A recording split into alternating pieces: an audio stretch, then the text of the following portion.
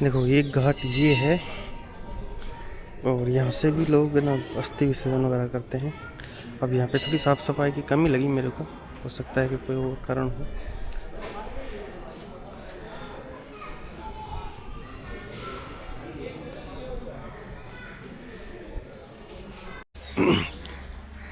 तो देखो ये है मातृकुंडिया, जो कि मेवाड़ का हरिद्वार भी कहा जाता है। और अब भी मैं इस लोकेशन पे आया हूँ। सामने देखो अस्थि विसर्जन हो रहा है, तो इसको बोला जाता है मेवाड़ का हरिद्वार। इसलिए हरिद्वार बोला जाता है कि जैसे अपन हरिद्वार में अस्थि विसर्जन करते हैं, जैसे वैसे ही यहाँ पे लोग अस्थि विसर्जन करने आते हैं मेवाड़ के लोग। यहाँ पे अलग अलग घाट बनाए हुए हैं। तो यहाँ पे देखो उधर जाटों का घाट है, अलग इस साइड यादवों का घाट है, तो अलग अलग घाट बनाए हुए हैं। सामने देखो अस्थि विसर्जन हो रहा है, वो सामने लोग अस्थि विसर्जन कर रहे हैं। अब देखो जो शिव जी का मेन टेम्पल है ये है। कहानी कुछ ऐसे स्टार्ट होती है कि भगवान परशुराम ने अपनी माता जो रेणुका है उसकी हत्या कर दी थी अपने पिता के कहने पर।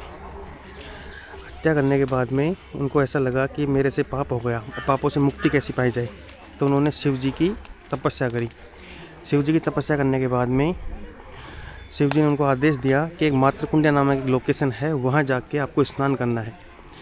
अब स्नान करने के बाद में जब उनको ऐसा लगा, जब उन्होंने स्नान किया तो उनको पापों से मुक्ति मिल गई।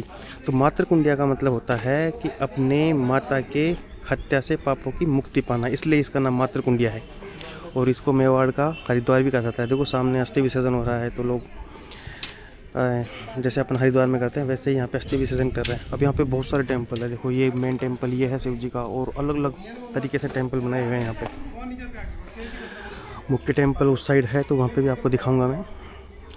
और सामने देखो ये बनास नदी है, तो बनास नदी के ऊपर एक डैम बना हुआ है 52 गेटों का। तो यहाँ पे देखो कितना बड़ा डैम है। तो देखो लास्ट तक गेट ही गेट दिखेंगे आपको। अभी तो क्या है, पानी नहीं है इसमें ना। जब बरसात का टाइम आएगा ना तो बहुत ये पूरा फ्लो हो जाता है और भर जाता है पूरा। जब ये घाट नहीं दिख रहे, घाटों तक पानी ऊपर तक सीढ़ियों तक आ जाता है। और सामने देखो स्नान कर रहे हैं लोग अस्थि विसर्जन करने के बाद में। तो ऐसी कुछ स्थिति है। देखो टूरिस्ट भी, तो इसमें टूरिस्ट तो क्या श्रद्धालु है, श्रद्धालु बहुत सारे आते हैं यहाँ पे। अभी भी देखो लगातार श्रद्धालु आ रहे हैं चारों तरफ से।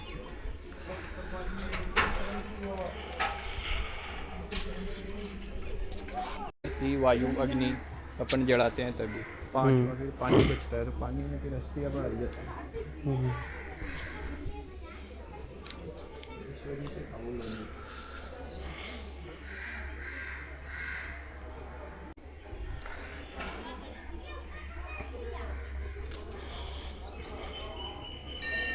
तो देखो यहाँ पे है ना, अब जैसे ये बना रखा है श्री सांवलिया सेठ मंदिर, आम मेवाड़ अहीर यादव समाज का है यहाँ पे।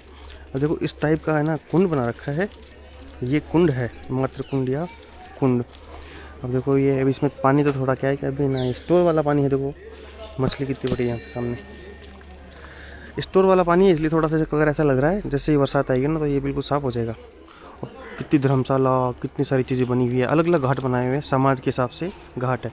एक पुल बना रखा है यहाँ पे, तो अब वहाँ से यहाँ पे आओगे ना तो इस पुल के थ्रू आना पड़ेगा आपको। देखो इधर भी दिखाता हूँ मैं आप।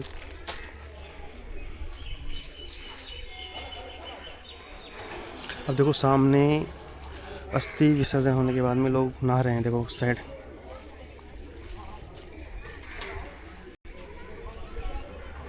देखो उस साइड वो लोग नहा रहे हैं। ये पूरे अलग अलग मंदिर बने हुए हैं और अलग अलग कास्ट के हिसाब से है ना यहाँ पे घाट बनाए हुए हैं। अब ये सही है गलत है पता नहीं, ये जो घाट है जो कास्ट के हिसाब से बनाए हुए हैं कितना सही है कितना गलत है वो तो आप लोग डिसाइड करो।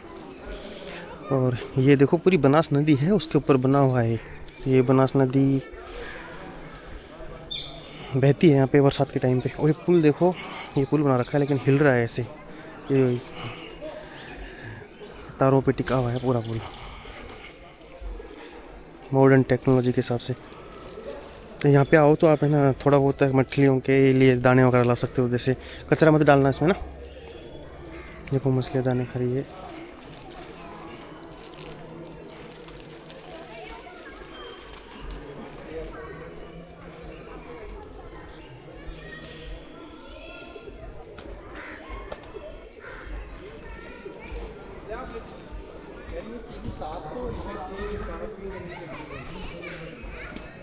कैसे है मुख्य मंदिर है ना, देखो ये है वो शिव जी का।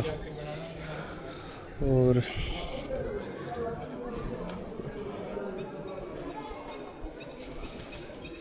अरे गिर जाएगा। बच्चे खेल रहे हैं, देखो उस पे कूद रहे हैं पुल पे।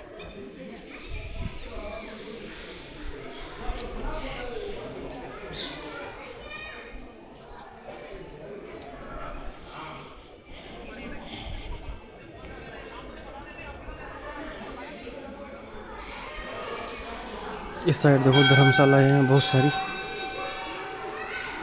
और देखो एक घाट ये रहा, इस घाट पे जाके अस्थि विसर्जन करते हैं। जैसा अभी तो वो दाना डाल रहे हैं।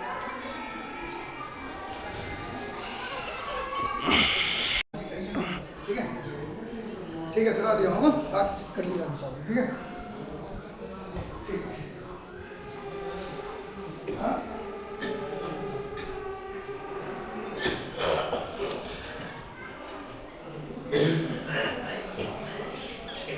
देखो मुख्य मंदिर ये है और एक मंदिर इस साइड है। छोटे छोटे मंदिर बहुत सारे बना रखे हैं इधर। आओ प्रसाद ले जाओ, बेटा आओ, आओ प्रसाद ले जाओ, भूंगड़ा प्रसाद ले जाओ लो।